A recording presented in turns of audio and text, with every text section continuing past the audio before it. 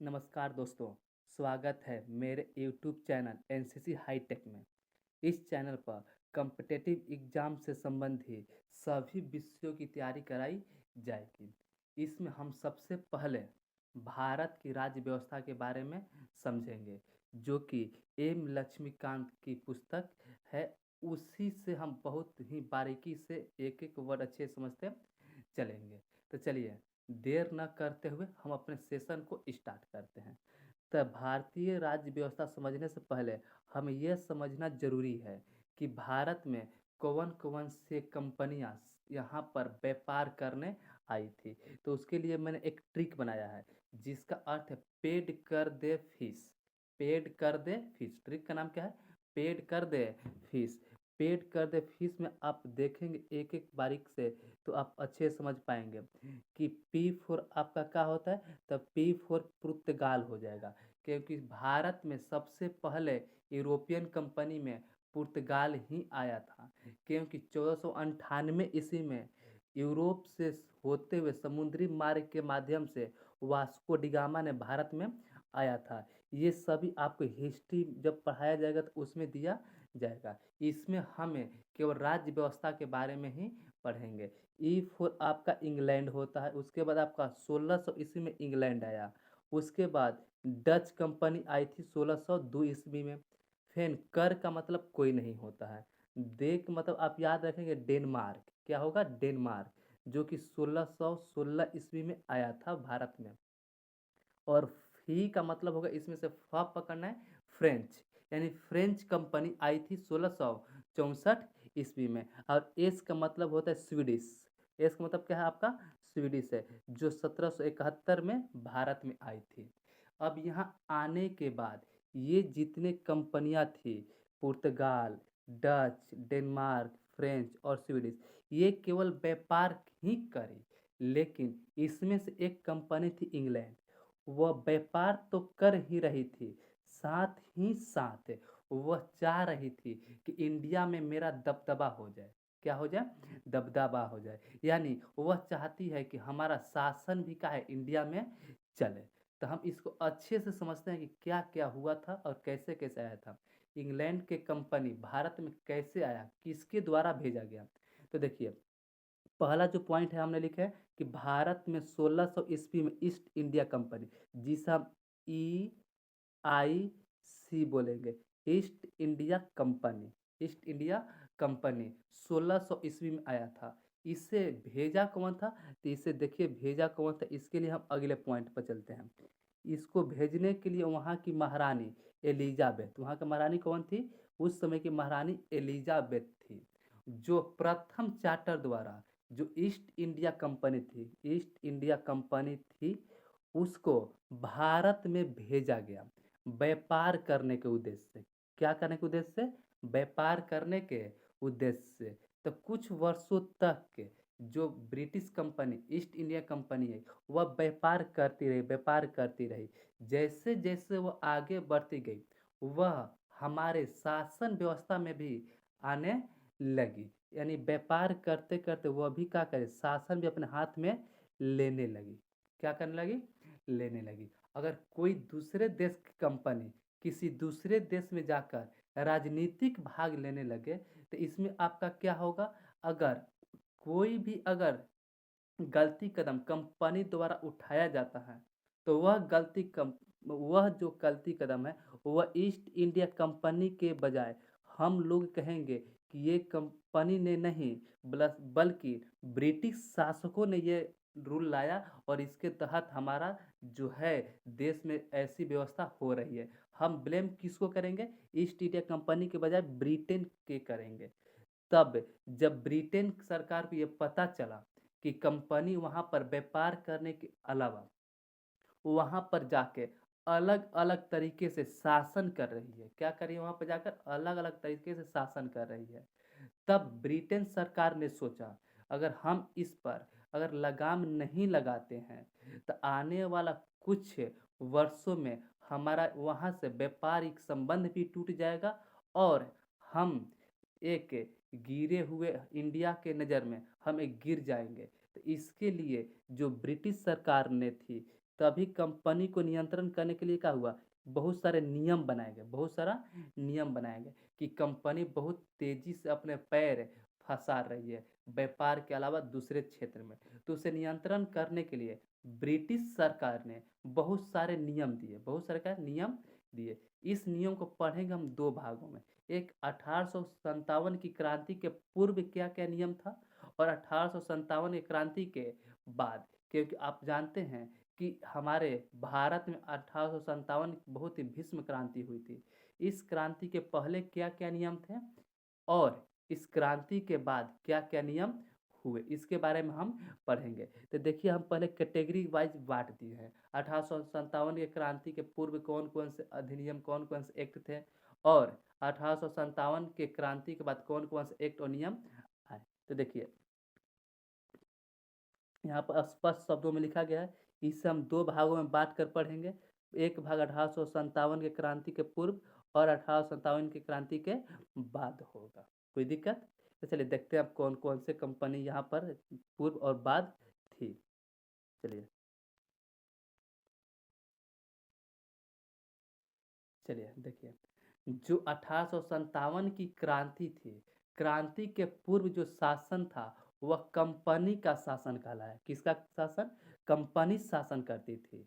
लेकिन कंपनी के लगाम लगाते हुए 1857 में जब क्रांति हुआ, तो क्रांति के बाद जो शासन व्यवस्था था वह सम्राट के पास चला गया, यानी क्राउन के हाथों में चला गया। तो हम पहले इस टॉपिक को क्लियर करेंगे। 1857 के पूर्व क्या क्या एक्ट आया था, वह क्यों लाया गया था और उसमें क्या हुआ। तो चलिए, इसमें देखिए अलग अलग एक्ट हैं। आपका 1773 का रेगुलेटिंग एक्ट है। ये आपसे पूछ सकता है आपका कि रेगुलेटिंग एक्ट कब पारित किया गया, 1773 में, फिर उसके बाद 1781 में आया, फिर 1774, इसी प्रकार से बहुत सारे एक्ट आए। 1786, 1793, फिर 20-20 साल के अंतराल पर यहाँ से तीनों आपका अधिनियम आया है। तो यहाँ से आप अभी दो तीन जो इसमें से एक्ट हैं अच्छे से याद कर लीजिए। जैसे पहला आपको रेगुलेटिंग एक्ट कब पारित किया गया था, 1773 में। पिट्स इंडिया एक्ट कब आया था, 1784 में आया था। अंतिम चार्टर एक्ट कौन सा है, तो 1883 का जो चार्टर एक्ट है वह अंतिम चार्टर एक्ट है। तो चलिए, इसमें हम पहले को स्टार्ट करते हैं, रेगुलेटिंग एक्ट। रेगुलेट मतलब क्या होता है, नियमित, नियमित करना, मतलब नियंत्रण करना, कंट्रोल करना। तो ये जो एक्ट है ये हम भारतीयों पर लागू नहीं होगा, बल्कि ईस्ट इंडिया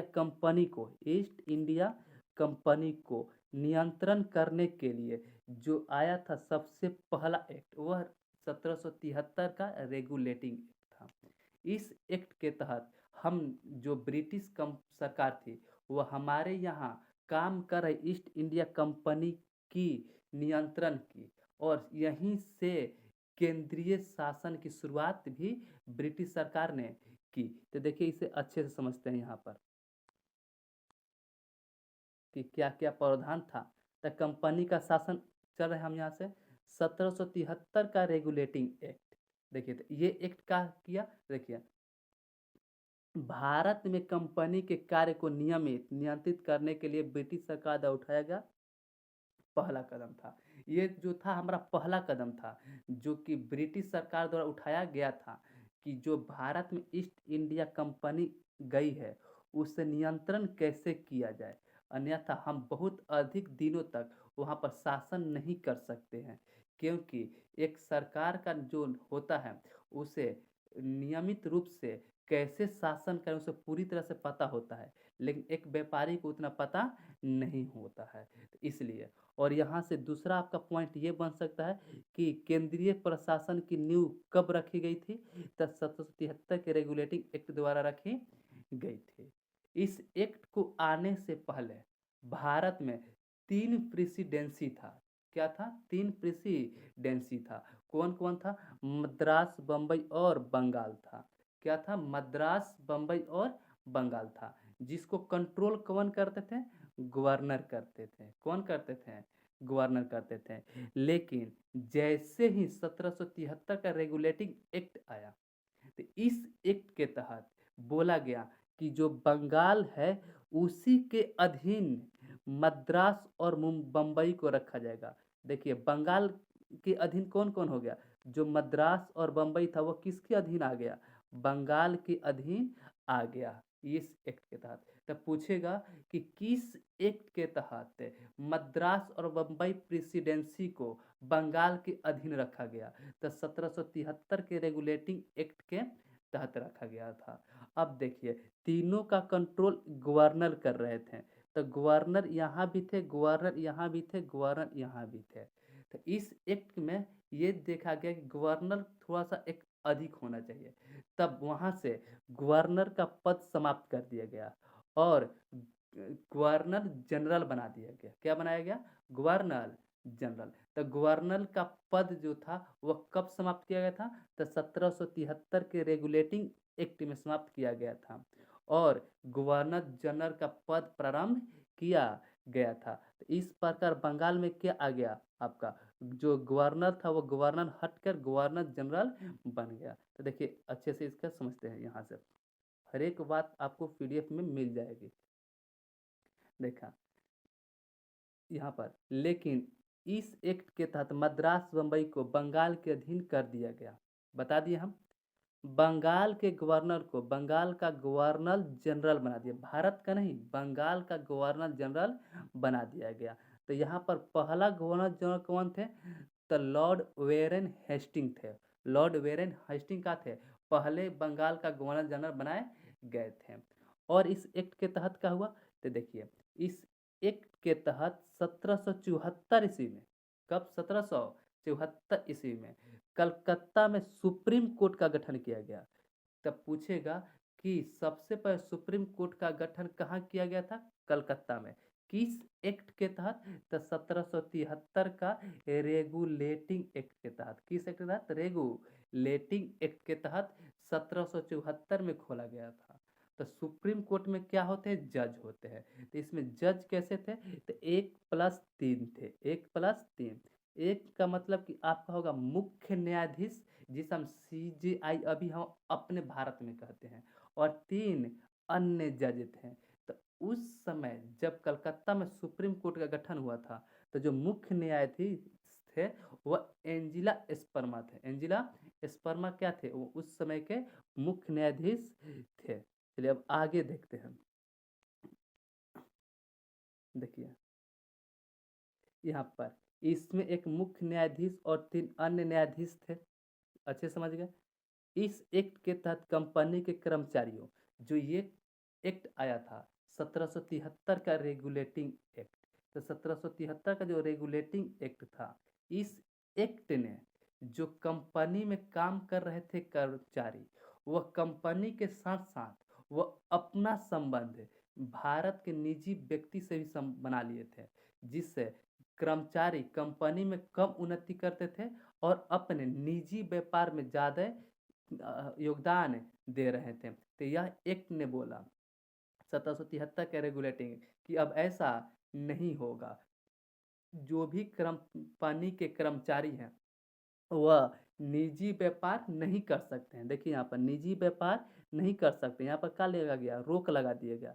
और जो भी रुश्वत और घूसखोरी था उसको भी क्या किया गया, समाप्त कर दिया गया। और इस प्रकार से कंपनी पर नियंत्रण करने के लिए एक कोर्ट ऑफ डायरेक्टर बनाया गया, COD, कोर्ट ऑफ डायरेक्टर बनाया गया, जो कंपनी के नियंत्रण कर सके। और इस तहत पूरे कंपनी पर थोड़ा लगाम कसा गया कि कंपनी ज़्यादा इधर उधर न करे, अपने व्यापार पर ध्यान दे। और जो गवर्नर जनरल का पद बनाया गया था, उनके सहायता के लिए 4 सदस्यों वाली एक कार्यकारी परिषद का गठन किया गया।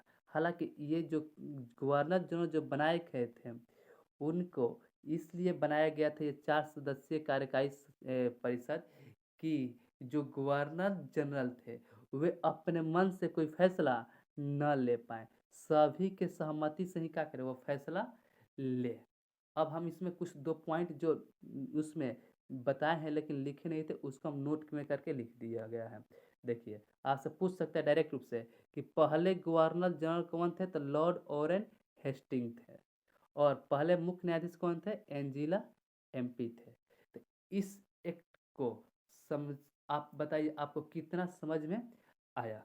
आज का हम क्लास इतना ही रहते। अगर आपको अच्छा लगा तो अपने दोस्तों के बीच इसे ज़्यादा से ज़्यादा शेयर करें ताकि आपके दोस्त लोग भी इससे जुड़े और पढ़